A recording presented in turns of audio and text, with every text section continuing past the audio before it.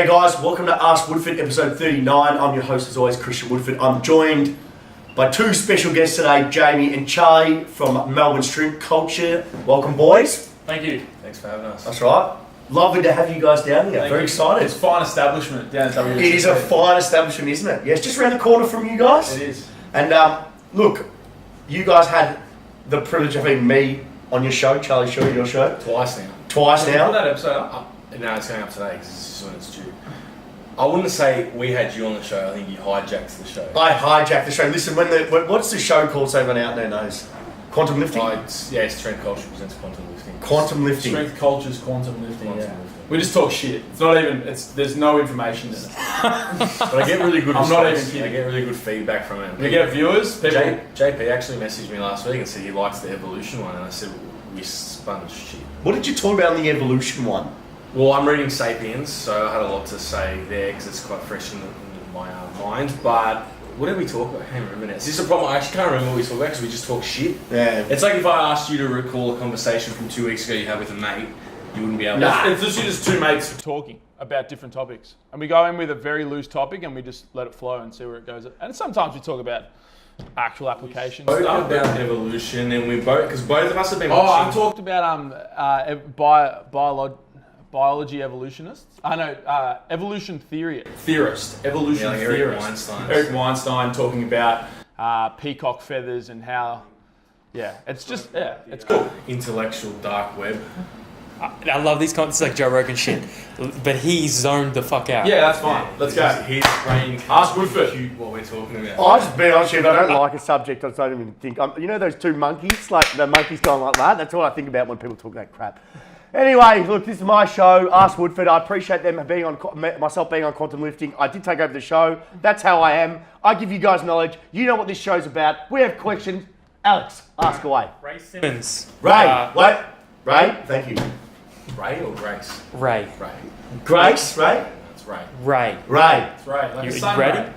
It's warming. Ask the question, mate. What's the best way to train, or how do you get stronger while avoiding an increase in muscle mass? For example, athletes that need to be strong gain strength but remain light for their sport, This is a question to you two, guys. e.g.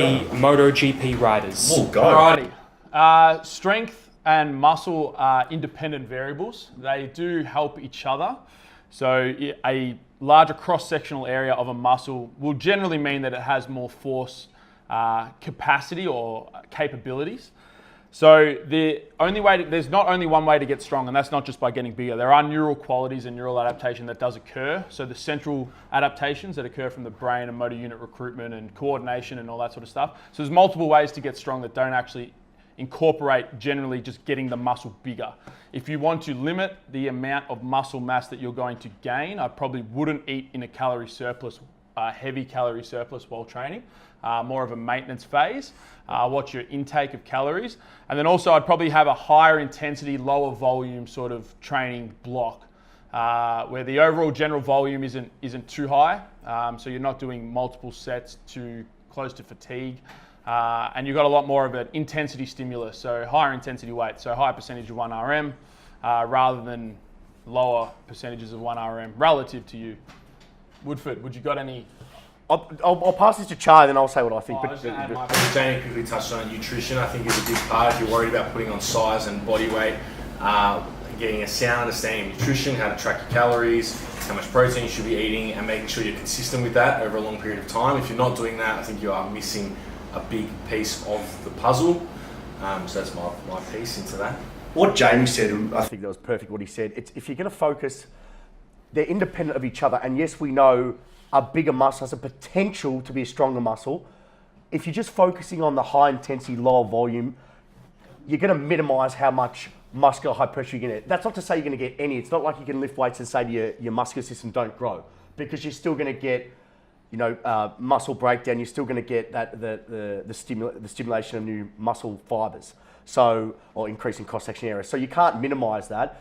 The biggest thing which you both said was the nutritional part. you probably don't want a calorie surplus. If you're having a calorie surplus, that's when you're going to put on muscle. That's what you can minimize it by just weight in general. Weight. Just maintain as much as possible. I will say one thing, there's only so far that neural adaptations can get you though. Yeah. And if you're somebody who is quite strong, I know you guys use the 2 times body weight sort of squat and deadlift as your parameter for what strength should be for a general athlete. There will be a point at which neural adaptation just no longer gets you stronger. I'm not saying that strength should be your end goal with all of your training, but if you are looking to get stronger, at some point you probably need to increase muscle mass. At some point. Well, you're gonna once neural adaptation will plateau, and then from that point to get stronger, you need to increase cross-sectional area Or technique, or the technique get more efficient at it, or improve the leverage of it. Like what do you guys call it? Improving your mechanical advantage. that would be technique. Technique, yeah. All falls under that. Yep. Yeah. True. There we go. Alicia Jaffrey. In one comment, you said how athletes perform on, this is talking about stable platform surfaces. I'm studying physiotherapy at the moment. Damn it. And get comments on unstable surfaces for patients, such as pathways out in public or different level surfaces as they might come across on day-to-day lives. Jesus. All right, I'm hijacking the show for 1 second here. I'm going to give you a 30-second window to answer this one, and then we're moving on. And if you want a further in-depth answer, listen to our podcast, which is going to go up today because you spoke about it. You've got 30 seconds. No, wait, the question hasn't been asked yet. Well, ask a question for Christ's sake. My question is there a difference between their ideas of unstable surfaces and is there actually any situation in terms of rehabilitation that a Bosu ball would be helpful or necessary? You got 30 seconds, Wood. God damn it. Listen. Strength underpins everything, right? When you walk around on a stable surface. I understand there is points where it might be unstable in surface, right? But when you actually walk, your nervous system will actually stabilize the joint, okay? Everything will stabilize the joint how you work depending on the surface you walk, right? The only way people would use Bosu ball unstable surface would be maybe coming back from like an ankle sprain where you needed to re-educate proprioception, early stage. And actually has application for the upper body as well, like the shoulder. Other than that, it's useless. I think that you need to differentiate between your performance outcomes of being improved biomotor qualities of strength, speed, and all that sort of stuff, as opposed to early stage rehabilitation where you're retraining sort of neural proprioception. Yeah, proprioception would be the key word. If you're playing, that's it. We're done. Wait. If you are playing sport, let me just say one thing, right? If you're playing sport, you're a field or court-based sport athlete. Remember this: to improve strength, to improve power, to improve speed, to improve on-court, on-field agility, what is your playing surface? You have to apply force into the ground. You are not playing on unstable surface. Plain and simple. Done. Question, done. Done. And if you want to know more, listen to their podcast. Yeah. Episode 34. I just want to say one thing. I just don't understand why that keeps coming up because I'm trying to think of a sport where it's played on unstable surface. Surfing's the only one. So that was the actual one of the next questions. No. You train on flat land. Train on flat land and then integrate with the surfboard. That's sport-specific training. Adam Tripaz, tag Adam. Adam trains the highest level surface in the world. Do you know what Adam does? Compound multi-joint ground-based movements. Enough said, done. I've had enough. I'm not answering anymore. I'm going to walk off. If someone asks me one more question, I'm walking off and these two can deal with it. I've had enough. I can't deal with this crap anymore.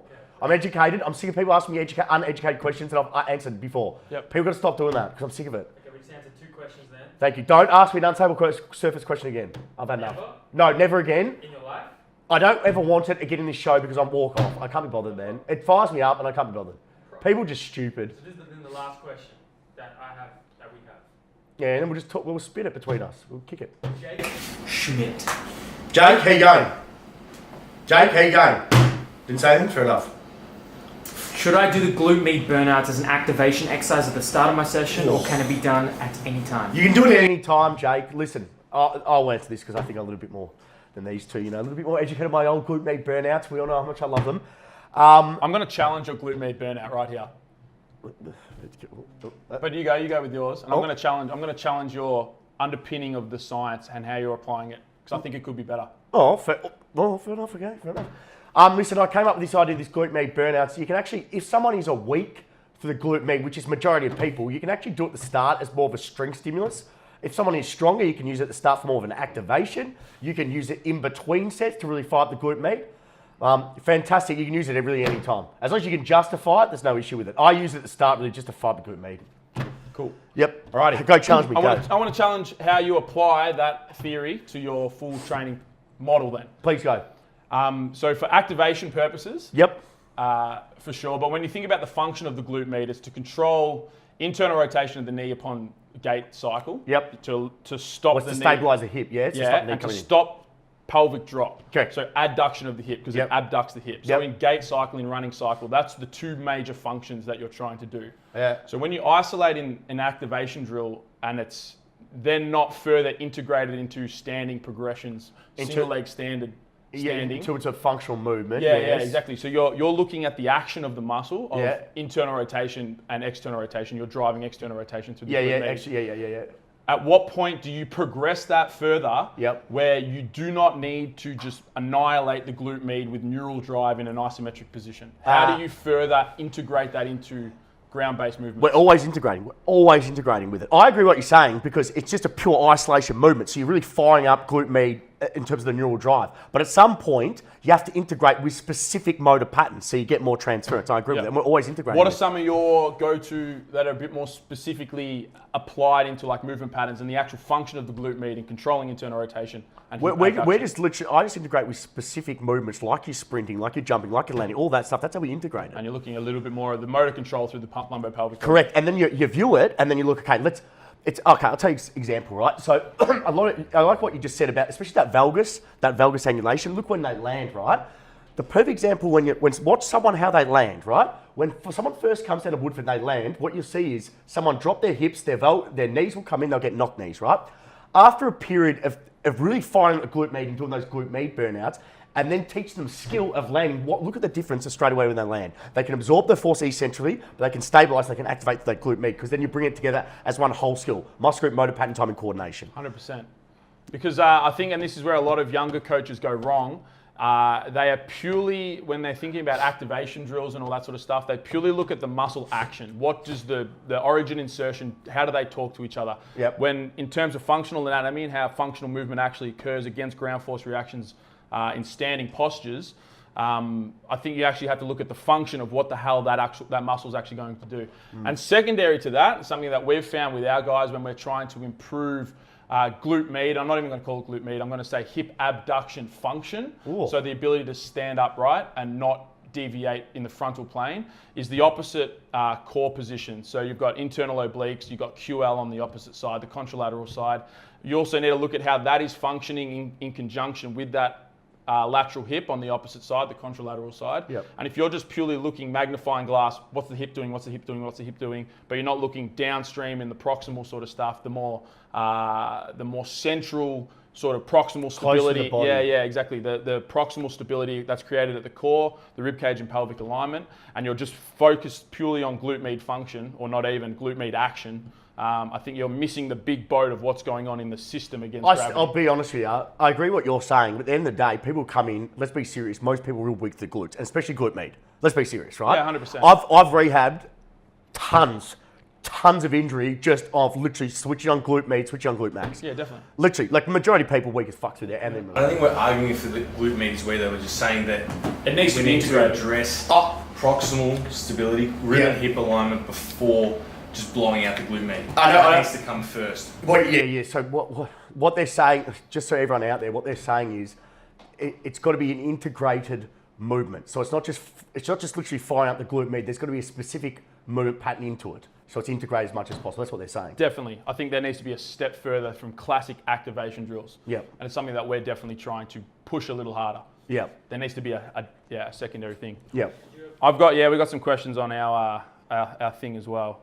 But just for everyone out there, glute med burnouts, they're critical. I believe in them more than anything in the world. I've proven it time and time again. The results just prove it for myself. They are critical. Keep doing them. They're fantastic. What they're saying, I agree with. But you have to always be what they're trying to say. Just so this is an important topic to talk about because people get confused, right? What they're just talking about is not just doing activation, but making sure it's integrated into whole pattern so it's more specific.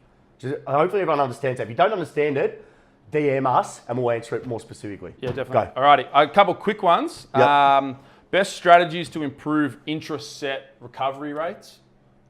So like somebody who's struggling to recover in between sets of their efforts. Something that we've used with our guys is just timing your sets and just adhering to the time that you've set aside? I'll just say timing, rest timing. We do sometimes, actually we do it, we do mobility in between. But it's like, mobility is okay because it's low intensity. It's not going to take the recovery away from anything else. It's not like doing it's not like doing a superset. It's not like doing any other movement that's going to really draw any more energy away. It's just going to help with the next movement. Yep. And I think nutrition, something that you've definitely played. I know Greg Knuckles talks about doing lifts for low intensity steady state, even as a power lifter, to help with your aerobic energy system and recovery in between sets. And sessions. I think it's living proof where I did 2 sets of trap bar deadlifts at 4 sets of 5 years. So pretty heavy for me. And I was blown. My conditioning is very poor. So what I'm going to be working on next month is just general low intensity work, which is developing my aerobic system. So the aerobic system is very important because it helps with recovery between sets, but also I like what you just said before, between workouts as well, which is critical. Yeah, Mike Robertson, I think, puts it the best. A robust aerobic system supports all other energy systems. So that's the foundation. That's your non-specific foundation on which you then apply your more specific. He actually has a lift at Jerson. He competed at JPS, and he's actually quite strong. And he squatted about 240, maybe 245 a day, about 85, 90 kilos body weight. He's pretty strong. And JP just said that he is like literally what we're talking about. He can't, a 3x5 for him will take him over an hour because his recovery in between sets is just, his aerobic energy system is so bad. It makes a big difference. That's the first time I've actually seen and heard about that because you hear about it. But like, our lifters are all pretty good. It happened at our gym yesterday. You should have seen this guy flailing around on the ground like a dead But hold on, fish wait, sets. hold on a second. He was trying to drink from his bottle at one stage and it splashed all down. He's like, oh. Hold on. Let me say one thing about that. Right? And this is serious, right? I'll pull from the floor 230, right? No, this is serious. Hold on. Let me explain this. So did I at 18. Pretty cute, man. But hold on a second. Charlie pulled 200 in his like 3rd deadlift session. Dude, hold on a second. Your sport is powerlifting. Your sport is powerlifting. Not back then. I was playing footy back then. I pulled 260 playing footy. I remember when I came here and started training it, and you were like, how strong are you? And I was like, oh, I've pulled 240. And then you just like swallowed and just turned around and walked away. I was like 19. Just let me explain the story, you idiots. Listen. You're weak, that's the story. Oh, okay, weak 3 times body weight. Okay, sweet, that's fair enough, that's right. Relative strength, that's fine. What I'm trying to say is this, right? It's kind of a good, not a good sign, but it's a sign that shows, one, yes, I have a very good aerobic capacity, but the second thing is I'm giving full effort to those lifts. Because neurally, I can recruit at a high level. Do you see what I'm saying? Where I'm flawed. Now, if you have a novice, right, who just starts off, they might do 3 sets of 5 and kill it because they can't recruit to a high level. Yeah, I look at motor unit recruitment, it's like, when I have a high level athlete in and they'll do like a squat, or like say 3 sets of 3, most of those guys, they're fucked. They're like, fuck, that was fucking hard. Because they can recruit, they've learned the skill and they can recruit a high level motor units, right? Yeah. Compared to a novice who might only be able to recruit, let's say 85% of that specific movement because they don't have a high level motor recruitment. Yeah, the absolute amount of weight moved is correct. Less. Yeah, exactly. So that's 2 signs. So it shows, yes, I've got a shit aerobic system. Second thing is I was putting a lot of effort into that. I agree. I'm after some of my sets, I'm absolutely spent and blown out. And I was training in the gym once with clients, and I remember one of the clients said, "Man, you alright?" And I'm like, in my head, I was like, "It's because I put like some effort into it." Some people are just going through the motions. Yeah. Oh man, I've had a few athletes in the time before, and they're like, "Oh, I just feel so easy." I'm like, "Mate, because you're not putting any fucking intent or effort into the bar." And they walk off, and they're like, "Oh, it's so easy." Yeah. For fuck's sake, where I'd come up, and I know because of my background in neuro, I know that the actual movement speed versus the intent to move quickly, both are important factors, but the intention to move the weight, regardless of load, is critical. I always work the bar with intent and speed. Quality, always. Alrighty. Big focus, yes. Next question. How do you think the private sector could develop further across the next 10 years? Obviously more awareness, I think is something you'll probably touch on. Yeah, awareness. We have to keep going forward. We're going to keep pushing out high quality content. Content is the biggest thing. I would like for there to be a clear difference when you say you're an S&C coach compared to a personal trainer. I think that's still something that people have no idea when they ask me what I do. And sometimes I actually get a bit self-conscious to tell people what I do because they got no idea. They just think I'm a personal trainer. Yeah. Which there's nothing against being a personal trainer, but I would not classify myself as a personal trainer. How do you define the difference real quick? Well, that's how we spoke about this today. Coaching is, how did you define coaching in this morning? Coaching is this is paraphrased from how we actually define it word on paper, but coaching is the ability to transfer your knowledge to a usable skill to a new person. So And it's retainable and it's meaningful learning, which means that it's like problem solving rather than just rote learning the answer. So you can apply what your principles in your head are and apply it to answer the question at hand rather than be asked a question and have the right answer. You can challenge the questions, and it's similar to how we're discussing right now. We talk about putting our brain into the athlete or the client's head. So like, for example, Brick, he's sitting over there, he's come on board online now, and I want him, I spoke to him about, we use RPE.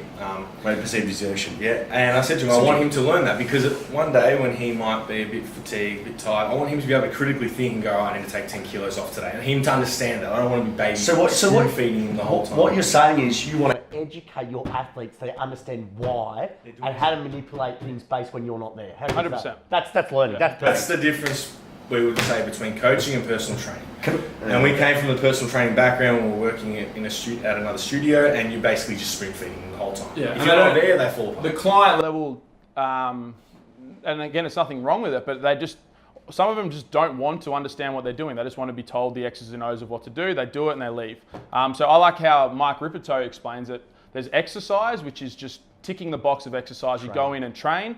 You not even train. You just go in there and do your cardio work. You do some strength work, whatever. It's not following a program. But then there's training where you're actually like fine-tuning what you're trying to do to get a specific outcome. There's a purpose. Let me give you an example of that. I have a client called Jesse Postons, right? Now, Jesse, I love him, mate. He's been training at Woodford since I was at the old facility, right? This guy can write a better program than... I'm going to put it out there. Most young coaches with a master degree and slow experience, and he can justify it. He understands motor unit recruitment. He understands recovery rates. He understands structure of a program. The reason why I haven't spoon-fed him, I've told him, is he educated? Yeah, exactly. That's what you want. But he wants to learn it, so that's the difference. Can we tag Jesse in this? He'll love it.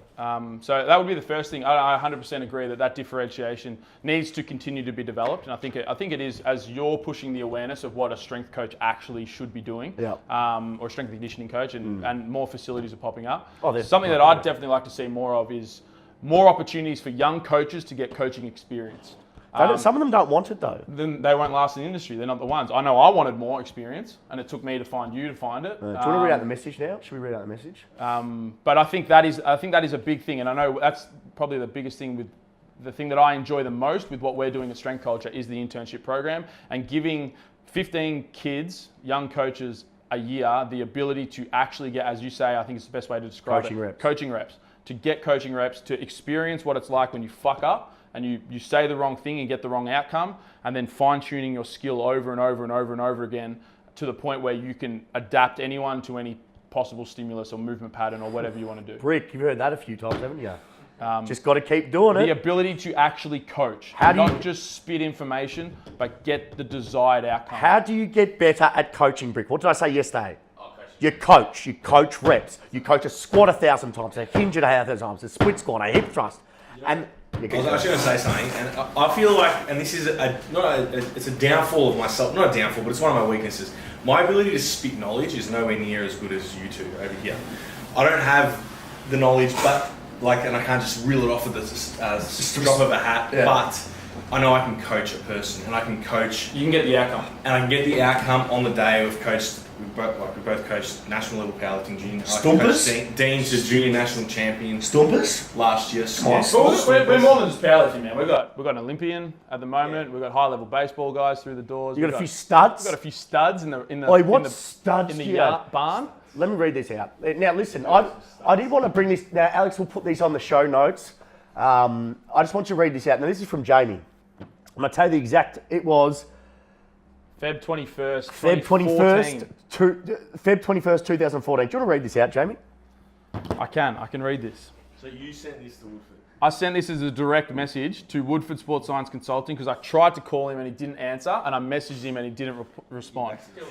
Pretty classic Woodford manoeuvres there. Too big, my shit don't stink. What are you talking about? I'm in the throne. That's definitely how the strength and the conditioning industry, the private sector could grow more if Woodford starts responding to people. Responding to DMs. Starts giving back to the community. Oh, shut up. Alrighty, but we digress. That's right, I don't. Alrighty. Okay. 5 years ago.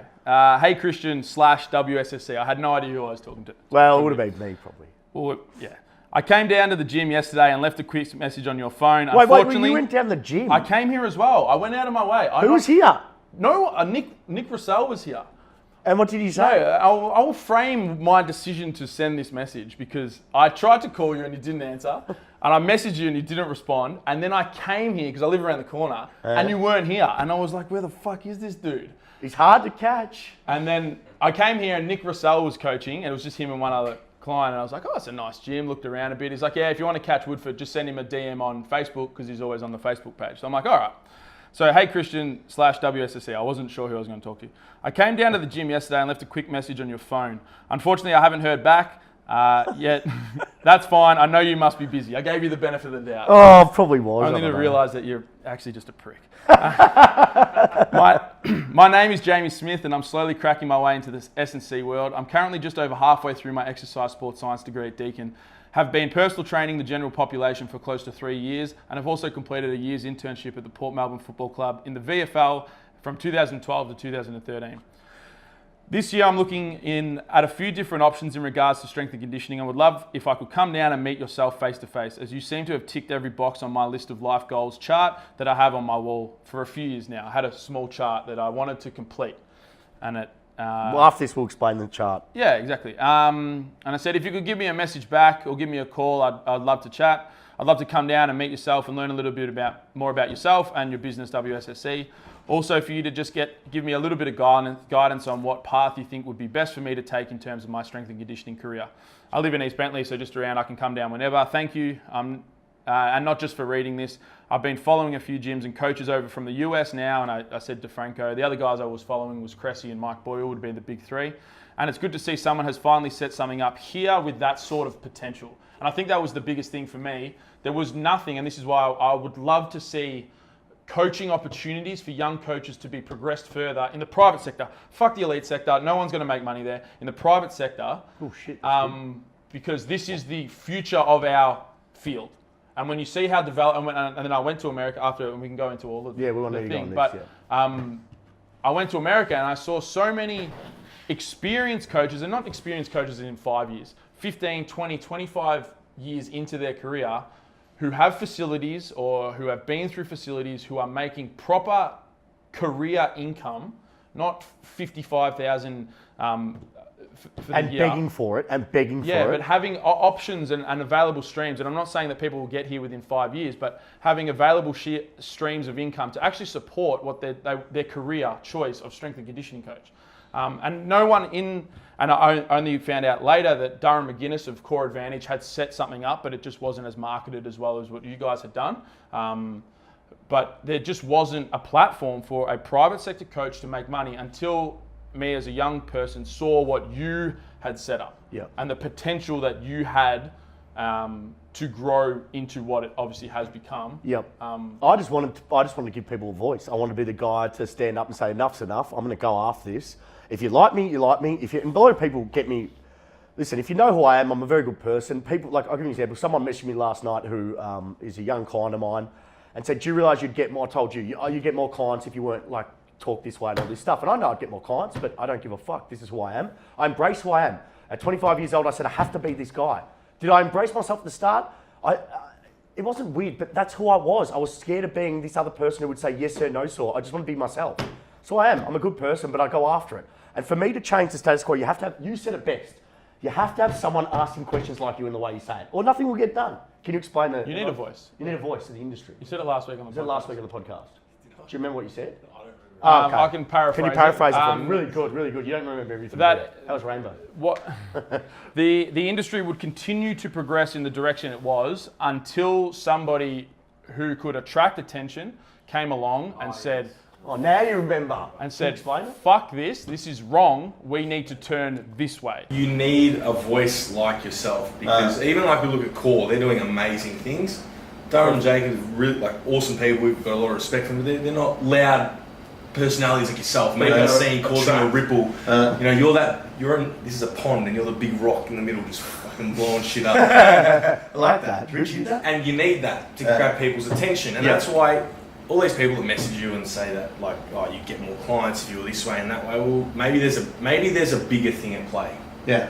It's like Batman, the Dark Knight. I told you I was like Batman. I said I was Batman. I said Dark to Knight, mate. Batman. No, I'm Batman. Is the hero that Gotham needs. No, but he takes the fall for I said this to Brick. Do you remember I told you? I said I'm Batman of this industry, right? I'm the vigilante that some people like you, some people don't. But at the end of the day, I get the job fair done. enough. All right, I'll give you that. Thank you. I'm Batman. No, at the end of the Dark Knight Rises. I haven't seen the movie, so I got no idea. Wait, you haven't seen the movies? I don't watch movies. I just thought Batman I'm going to explain it quickly. Harvey Dent is Gotham's White Knight. He puts all the criminals away. The Joker turns him evil because he kills the love of his life. And then Harvey Dent, Two-Face, goes and kills all these people.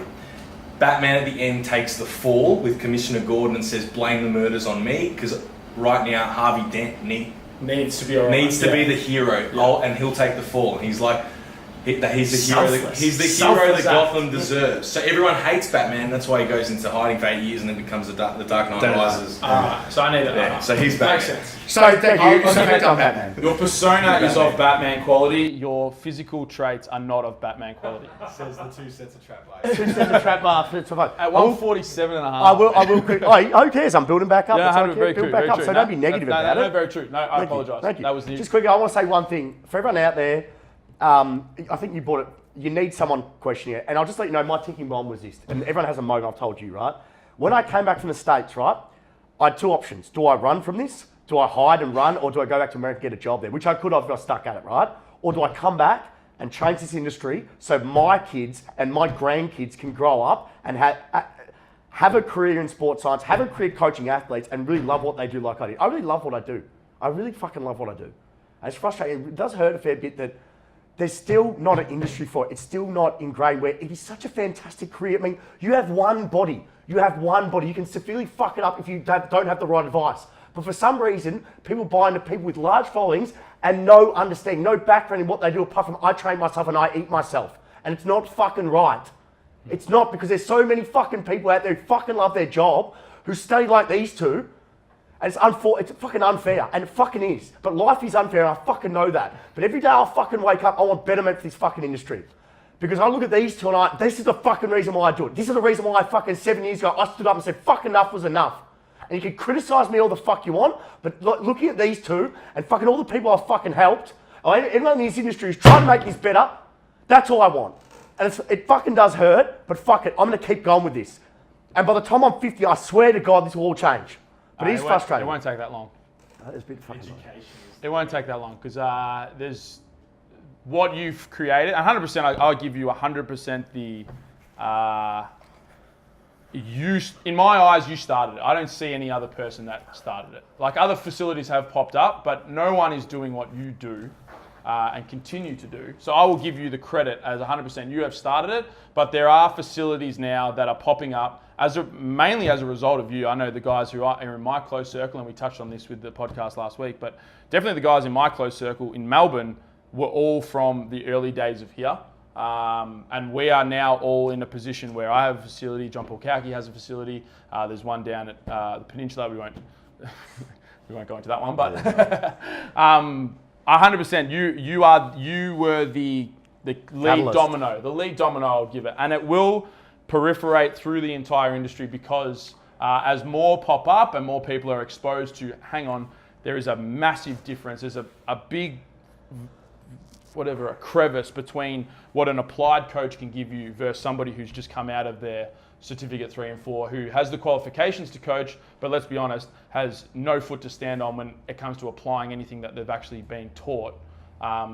You were the catalyst that has started to show people the difference between what a coach is and what just a standard, inexperienced, unqualified person is. You just have to, I was going to say this today, I was going to, stand for nothing, fall for everything.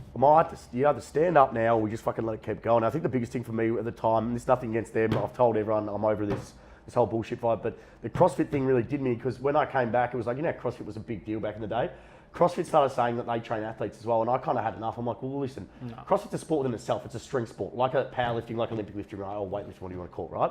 I stood there and I listened to this CrossFit guy talking about physical preparation of athletes, and that was it for me. I'm like, this is a 2-day course compared to someone who's done 3-4 years. I've gone around the world. I've done all these internships, yet we get shat on, and we get shat on by a lot of allied health professionals saying they do mid-10 stage rehab, they lift. I don't know. I said, stand up now or forever not do this. And I said, I'm going to take a stand here. I looked at myself in the mirror, and this is serious. I told Britt this story. I looked at myself in the mirror and I said, what do I want to become? Do I want to become the same guy I did yesterday, or I want to become this guy that I really want to become? this firing desire in here, and this fire in here never gives in. It's like every time I want to quit, someone message me from anywhere around the world, or someone will come in like a Brick or a Matt or Jay or the young kids, or someone will write something like you or you two and fire me back up. Like, I've got this fire that it's stuck in here, and you understand it when you have passion. It's sort of real stuck in here. I won't let it go. And maybe one day it might go. Maybe one day it might dim down. I might go, okay, this is sweet. I can look at doing something else. And obviously, I don't know. You never know, but they're still in here. I can't, you understand it. It's fire. It will get to a point where it is a possibility to make a career out of strength and conditioning in the private sector. 100% it will get there. Will it be quicker than the pro sport? Yeah, Australia. This is not. We could sit here and crunch numbers on pro sport, but there's like 100 pro sport jobs that is an actual career in Australia. You got all the AFL teams, 18 AFL teams, high performance manager, and the head strength coach. And I'll give you the head sports science person. So there's 30, 56, plus soccer, plus NRL, plus maybe a few private jobs in like private tennis. But then again, you could almost call that private sector. There'd be some VIS and some AIS jobs, some QIS, some NSWIS jobs. But I mean, in a population of 24 million and with only so many elite sport athletes, most of which are on scholarships from government funding, so most of which aren't going to be, there's not a whole lot of money in it. The opportunity to coach athletes at elite sport in Australia is minimal. And not just you're going against the guys who sports science at Deakin University, aren't there? I think it was 140 graduates in my class. We'll say, how many people come out of that and say, I want to deal with athletes? A lot of them. A lot of them. So we'll say 40% of that. That's just my year level from one university. Times that by ACU, Queensland, blah, blah, blah, blah, blah, blah. We've probably got 10 unis promoting sports science, strength and conditioning, coaching athletes as a career opportunity. Then you've got guys who are the year before you, the year after you, plus the year after that, the year before that on either end. Then you've got international guys coming to take over, and then you've got hardened veterans, Dan Bakers, Mladen Janovic, all the big dogs who are in the elite sector who are still in their jobs. They're not going anywhere. They'll be there for 40 years. They've built their career. I question somebody's true want to be a strength and conditioning coach if you only see it as elite sector.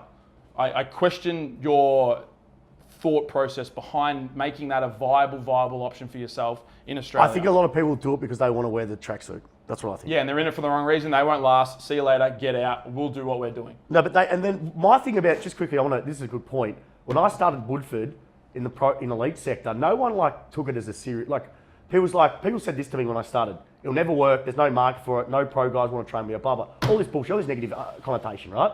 My thing was, well, no one's ever tried it. No one's even given it a shot. Everyone's just being negative about it.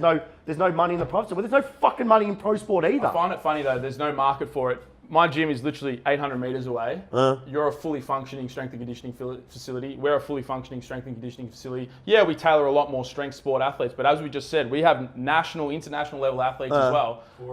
Core Advantage is 1 kilometre away over here, Oakley South. 3, I would say, big time private sector facilities, all running internship capabilities. You're running Cert 3-4. We're running interstate seminars. You're running interstate seminars. These guys have got an online mentorship program. We are in a 1.5 kilometre radius and we're not stepping on each other's toes. There is fucking oath there's an industry for it. Yeah, 100%. I agree. I agree. So thank you for highlighting everything. I appreciate everything you've done because you are the reason I sit anywhere where I am. Thank you. And I will 100% tell you, Christian Woodford is on my Mount Rushmore for people that have influenced my career. Thank you. Cressy, John Paul Cowkey. That would be my 3 faces. What about when DeFranco? You said to DeFranco, I want to thank you. And then DeFranco turned to you. What did he say? Yeah, he put it back on us. No. What did he say? He said you should be thanking him. Did you remember that? What did he say then? I don't remember. Okay, so what happened was you just went up to Joe and said, I want to thank you. You said me and Joe for everything you've done. Oh, right, yeah. And then Joe turned to him and said, you should be thanking him. That's what I did say. Yeah. No, that's what he said. And then I said, well, without you, Joe, it never happened. Without DeFranco, this would never be. Right, Do yeah. you know what I'm saying? This would never be it. Yeah. I wouldn't even know because when going through uni, there was no one to look up to. You don't look up to academics. Nothing against academics. But how can you make money? You can't. There's no one I could look up in the private sector in Australia that was actually promoting this and put their neck out on the line, showing what real athlete development, strength and conditioning is. And then I saw Joe DeFranco. I'm like, I want to be the next Joe DeFranco of Australia. Yeah, and I saw Eric Cressy and I said, I want to be Eric Cressy of Australia. So I went to Eric Cressy's internship. Thanks to your advice. I look, and now I'm going to go back on some personal experience when I was playing football in the EFL, and the amount of money that was being thrown around to players. And this is what the turning point for me with football was. I started to lose interest in football when I started to realise how wrong everything was that they do there. Like absolute rubbish with their training, physical prep, don't understand strength and conditioning, and I just lost interest. I was like, I can't keep doing this shit. Like I started getting into my strength training more, started to understand the principles of training. And I just look, there is so much potential there as well with how many people play local level sport and how many athletes are constantly injured. They do a hamstring, they sit on the sidelines for 3 weeks, come back, do it again. And I'm like, this could be easily like if a football club took a little bit of that money they're playing these players $800 $1,000, $1,500, and paid an S&C guy, an educated S&C guy from university. You could pay them a decent wage with the amount of money that they're blowing into players, and could keep most of their players on the park. It just doesn't make any sense to me, and I started to just I lost complete interest in it. I was like, this is bullshit. This is garbage. Can I give an example of that? This year I put out this thing for a 2-day course, right, for country clubs or for any club that wants me to come for a 2-day tough skill and put structures in terms of proper physical preparation, sports science monitoring, like simple stuff that you don't even need to pay money for. Proper physical preparation, rehab structures, every structure in place, right? I had 15 clubs interested, right? All of them pulled out, right? Or at different times. A lot of them dragged me along. Oh, we're going to do it. When it came to putting money where your mouth is, they pull out. The reason why is this. I'll tell you the reason. People on the board, they're stuck in the 1970s. We didn't do that. We don't need to do it now. Here's the thing for everyone out there, right? This is if you're on the fucking board, right? You're crippling the players right now. You're fucking crippling because your ego, because they want to say that they're the ones who came up with the idea. And it's a reactive approach. There's a physio in every club, amateur-based club in Australian football. Why the fuck is there a physio? Yes, physio is important, but it's reactive. Why don't you put a little bit of money, as Charlie said, a little bit of money? It's not like there's not enough S&C coaches who are crying out for fucking work. Let's develop the industry, develop the players so they don't get injured, keep your best 22 on the park, win premierships. Or play the best of your fucking ability. If you paid a young S&C coach $1,000 a week, that's 20 grand a year for him, and to keep, let's say, all right, you're going to always have injuries. There's always going to be injuries in contact sports, but if you 80% of your players in the park and let's say only 20% get injured, instead of, I knew when I was playing at Temple Stadium, the amount of injuries that would happen, and they're good players too, they can play the game, but physically their body is just cooked. And then their rehab, terrible. Their rehab is let's go do arms in the gym instead of You've been doing strength work? doing arms. Just doing arms. No, this one. I've been running. I've been biking. I've swimming. Well, okay, we need a strengther. You don't need a strengther? No, I don't play the strengther. They're big and bulky. Listen. If you're a club out there and you actually want to get to the 2019 era, come talk to one of us three. There's actually one of our clients. I can put you in contact with a lot of people. Yeah. One of our clients, Seaton, actually, a young coach, put it to me like this: that the reason these players like the physio and that reactive approach is because the physio is instant. They've got a sore spot, you get a massage, it feels better. Not just that, it's passive. You don't do anything. S&C takes time, it takes effort. You've got to do half an hour, 45 minutes a week, 2-3 times a week of structured training. It's a very slow progress. You don't see the results instantly. And they can't buy into that. It's not an instant thing where you get a massage, you feel better back on the track. It is getting better. The next wave coming through of juniors, they're starting to understand it. It is getting better. 100%, and it's because it's been promoted. You can't be aware of something you have never been shown the light on. Like now the light is there. The people that want to see it will see it and adapt to it and take it in. And everyone else who doesn't will get left behind, and they will get left behind. The people that are running the clubs currently are the people from the 70s and 80s where they obviously had ciggies at half time. It will change. So with guys like Seaton, he's doing the S&C Dandy City. No, he's doing soccer. Dandy City. Sorry, you got people like that now running around, spreading their knowledge. Jamie Buziotis, our other coach, he was at Bulleen. It's starting to change. I think soccer. I feel like soccer is. Soccer at the junior level seems to be a little bit better than AFL from what I've seen in Australia anyway. But then soccer at the elite level is just like a whole bloody circus. Yeah, let's do some circus tricks. Some Bosu circuits. Can we not bring that up again? I want to talk about unstable surfaces. That's enough. I think we're done. Listen, I think we're done right now. Just quickly before I leave, is there anything you two want to say? And then we'll get where you where they can catch you, or they can email you or contact you. Anything you want to say at all while you're here? No, I think I've said it all. Thank you very much for everything you do. That's right. No, I appreciate it. Thank you for your feedback. Listen, anything you want to say quickly? No. No. Not at all? No, Fuck social media. That's it. Yeah, he's not on social media. So quickly, where can they contact you? That's my last. Where can they contact you? If you want to contact Charlie, probably contact me and I'll pass it on. I tell people to go message the Strength Culture Instagram, because I've still got my Instagram account, but I deleted the app off my phone about 3 months ago. I've never been happier. I deleted Snapchat a couple of years ago. I got Facebook still because we use it for our online strength culture group, which Brick is a part of. And but yeah, no. Yeah, so if you want to contact anyone, just go through either the Melbourne Strength Culture Instagram, which is just that's my message. That's your message. Fuck social media. It's a poison. Everything. So my personal one is jsmithculture, j.smith.culture, and then just our website, melbournestrengthculture.com. I do want to say this. I'll plug this. We have some seminars in Melbourne. I'll see you at them. We're sold out for the lower body one, but we have the upper extremity one on Feb 16th. We have tickets available for Sydney in March 24th on a Sunday at City Strength, and then we have just opened up our Queensland seminar, which will be May 18th at Brisbane North Barbell. Wait, my boy. Yeah, so we're there you go. So yeah, we've got some seminar tickets that I'd love. If you're interested in any of the content that we produce or promote or create, come down. I can guarantee you'll learn a hell of a lot. Also, if you would like to come and speak to us face to face, feel free to come down to the gym and we'll be there, unlike Christian was a few years ago when Jamie came. But honestly, I'd prefer to speak to people face to face if you want to come down and talk. A few people drop in, but it doesn't happen that often anymore, I think. And that's also why I'm a bit off social media. Yeah, because they come down and see you face to face. Yeah, face to face interaction. We've lost that. And one last thing. If you're a young coach, you can fucking do it. Just keep fucking putting your foot forward. I think, yeah. I mean, if keep showing up. If I can do it, if we can do it, anyone can do it. I believe, look, the hardest thing is to get started. Most people don't want to seem like they're at the bottom level. Just fucking have a crack. What's the worst that can happen? Who cares what people think? Go after it. Train your own way. Make your own methodologies, but also apply training principles. And make sure when you train the athlete, it's not about just your training methods. You've got to be manipulated based on them and their requirements and their goals, okay? Apply the method to the athlete, not the athlete to the method. Methods are many principles for you. Guys, that's a wrap for episode 39 of Ask Woodford. I want to thank the boys at Melbourne Strength Culture. Guys, it's been a good podcast. I mean, you guys can get a lot out of this, like especially if you're a young coach, if you're an athlete, if you're a PT, or anyone who's just interested in health and fitness. I want to thank both these guys for coming on. Guys, I'll see you next week for episode 40 of Ask Woodford. I'm Christian Woodford. I'll see you next week.